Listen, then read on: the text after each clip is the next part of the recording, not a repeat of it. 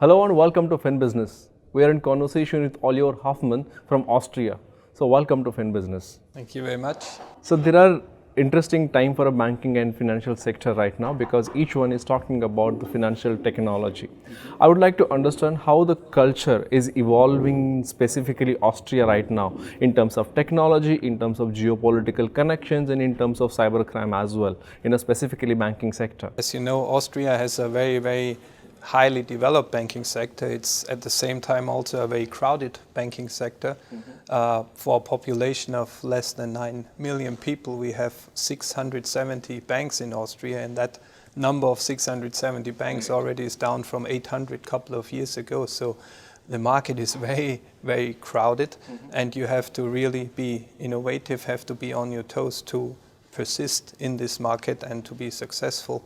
The way Erste has been doing that, we have been one of the innovation leaders, I would say, especially in retail banking. We have a online banking product called George, which we won a couple of prizes for that, and I think that is the leading and the number one online banking product within Austria at the moment, specifically targeted at the retail sector. So where is the growth coming from specifically for the banks in Austria?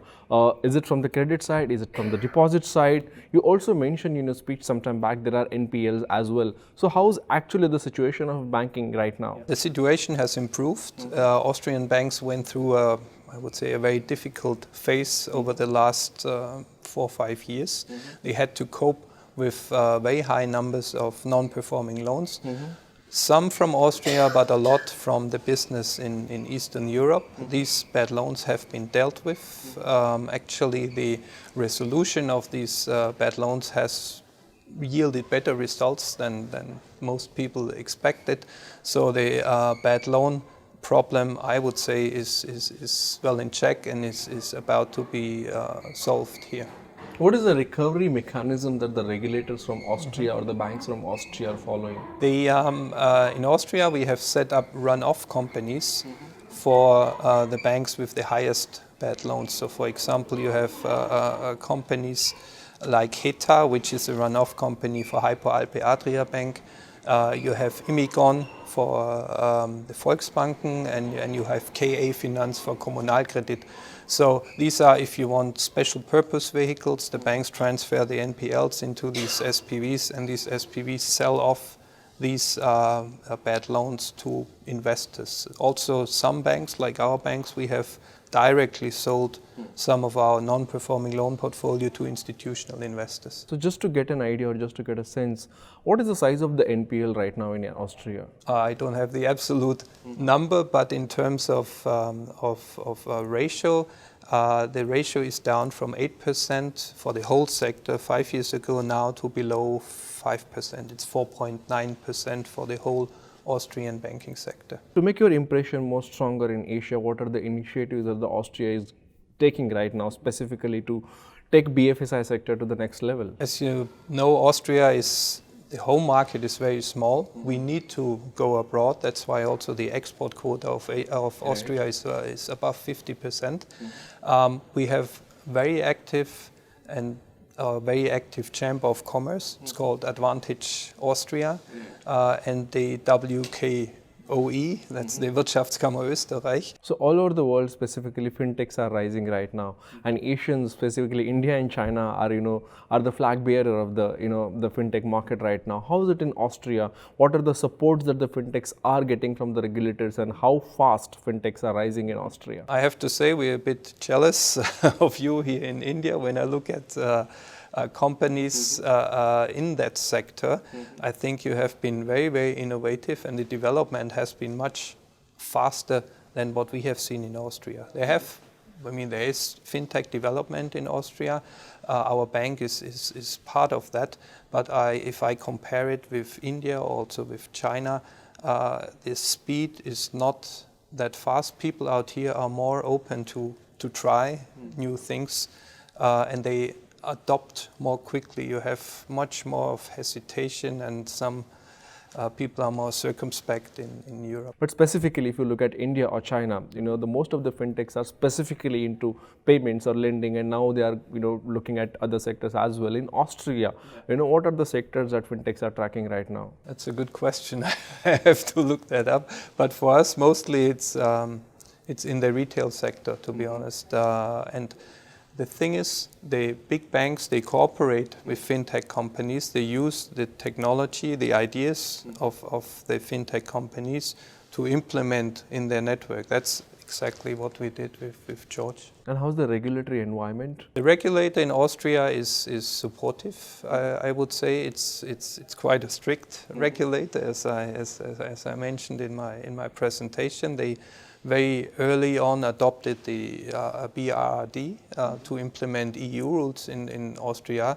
But apart from that, I would say the regulator wants to see the sector develop. They are aware of how crowded the sector is. So if you go back or if you go away from traditional banking, I think fintech or say online banking is one way to go for the sector. On an economic perspective, on a GDP perspective, where does Austria stand today in terms of Asia compared to emerging countries, compared to developed countries? Again, we have a very high export quota. So far, most of these exports go to other countries of the European Union, and already I think 30% of all exports go to Germany. That's the biggest, the lion's share.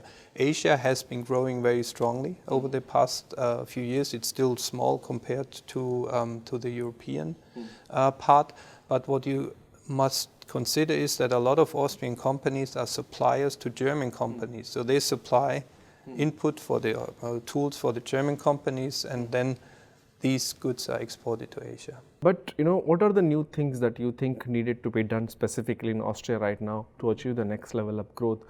Because if you look at Taiwan, those countries have bought the sandboxes. They are working very hard on the sandboxes. In fact, there are one or two more countries they are working on the sandboxes. In India, also RBI is a progressive regulator, and they're also thinking of some innovation specifically in the regulation side. So, what kind of regulations do you think needed to be relaxed specifically in Austria? In Austria, first, I think the banks themselves have to move into the new age, if you want.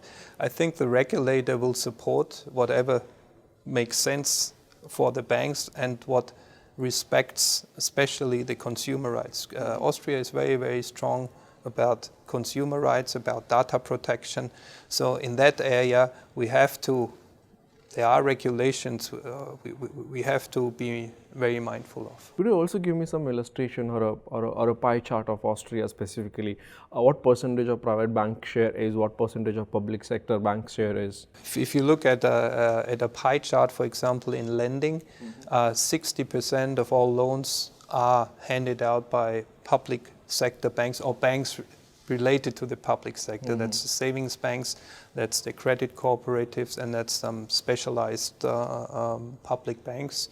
Around 30% to 40% is done by private banks. Lastly, I would like to also get your perspective on what is the outlook that you see for Austria going ahead in the next 4 to 5 years, because the way the technology has emerged, the way the proliferation of technology had brought change in the world, that the banks are no more banks but an IT company. So in this regard, where do you see Austria going ahead in, like, if I ask you a vision or a span of 5 to 10 years? If you ask specifically about the banks, I mean, I can quote our CEO, Andreas Streichel. He mentioned a couple of weeks ago that, say, 5-10 years from now, no job in the banking industry will be the same. And I think he's right. The changes are happening very, very rapidly. We see that especially here in Asia. They're happening a bit slowly in Europe. But I think there will be a big shift in how we work, how we bank, and how we interact with each other going forward. Just a cross question on this. Does that mean that you will not expand, but you will reduce your branches and you will expand digitally? Digitally expansion, definitely yes. Again, Austria has 13.5 bank branches per 100,000 people, so that is one of the highest ratios in the world. I think there will be a consolidation here, and you will see less brick and mortar branches. All right, Oliver, thank you so much for those Thank insights. you very much. Thank you so much. It was wonderful talking to you. Thank you. So that was Oliver Hoffman, who spoke a lot about how the banking system in Austria is. Thank you so much for watching.